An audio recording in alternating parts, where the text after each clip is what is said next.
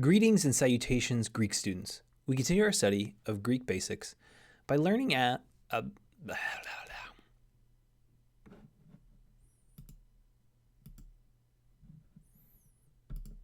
Greetings and salutations, Greek students. We continue our study of the Greek language, Biblical Greek, by looking at a new kind of verb. So far, all we've seen are present active indicatives. And now we're going to learn more about some of the other verb, particularly the middle and passive voice of the present active indicative. So let's get into it. Greek verbs, as we've seen, have the following characteristics: person, number, tense, voice, and mood. So far, what we've seen is first person, I and we. So we know in our present active indicative chart, the first person, O, second person, ace, third person, a, first person plural, amen, second person plural, ede, and third person plural, usi, sometimes with nu, with that movable nu. So we know that Greek verbs have these characteristics of person, first, second, and third, and number, singular, and plural. We also have been in the present tense and the active voice. The two moods that we've seen are the indicative and the infinitive, which we haven't really talked in detail about the infinitive, and for now I don't want you to worry about it too much. But let's do a quick review of voice. So when we talk about voice, we're talking about the role of the subject in the verbal action. So the active voice, the subject performs the action. Now, in these sentences that I'm using that are New Testament examples, I've changed the tense from the aorist tense, the past tense, to the present tense for the sake of this exercise. So in the case of Mark 4:2, he is teaching them in many parables. Didaske autus en parabolais pala. So he is teaching them.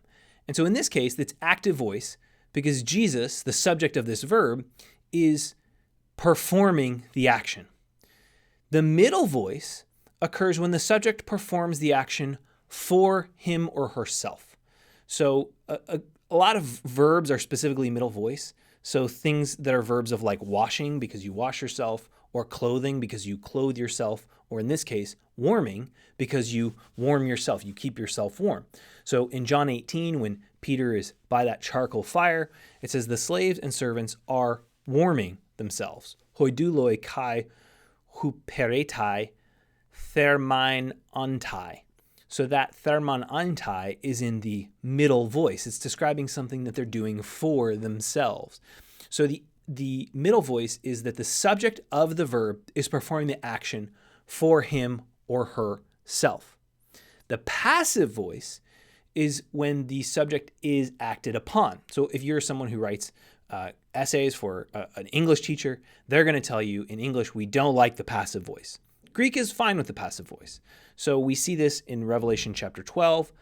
The dragon is cast down to the earth. Hadrakon hati baletai eis tein gain. The dragon is cast. So in this case, the subject is the dragon, but the dragon is not performing the action. The action is being performed on the subject. This is the passive voice. It's receiving the verbal idea. That's the passive voice. So another example of the passive voice, Romans 1:18, the wrath of God, our subject is orge theu, the wrath of God, is being revealed from heaven. Apocalyptetai, apocalyptetai, apa uranu. Orge theu, apa uranu.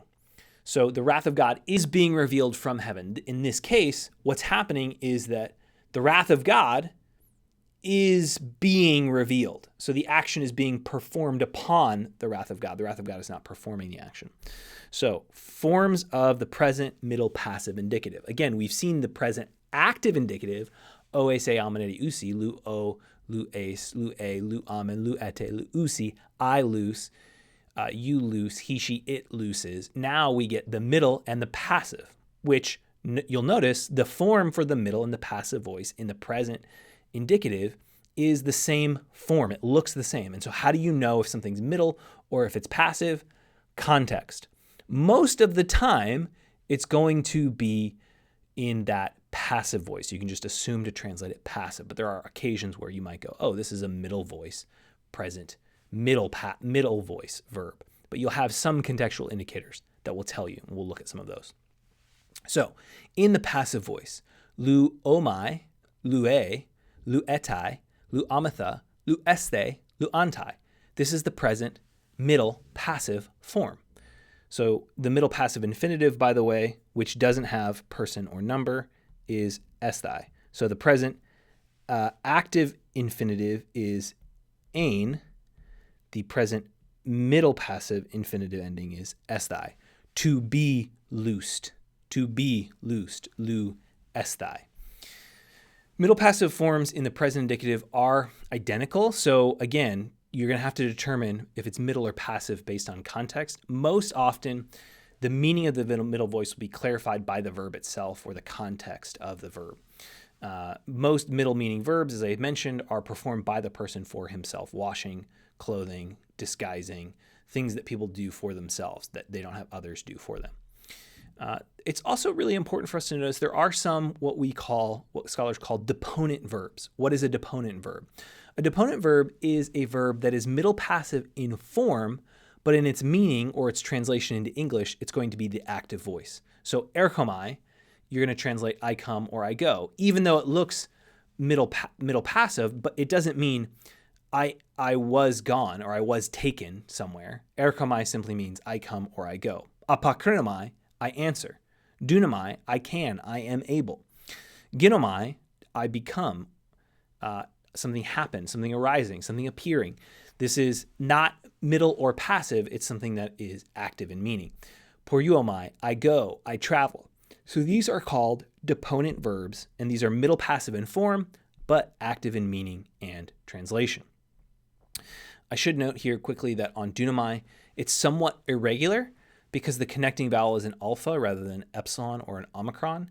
And so you can see the paradigm, I've included it here. You'll notice the main difference is that instead of the omicron here or the epsilon, you simply have an alpha. Dun amai, dun astai, dun atai, dun amatha, dun aste, dun antai. And again, the present active infinitive or present middle passive infinitive is dun astai.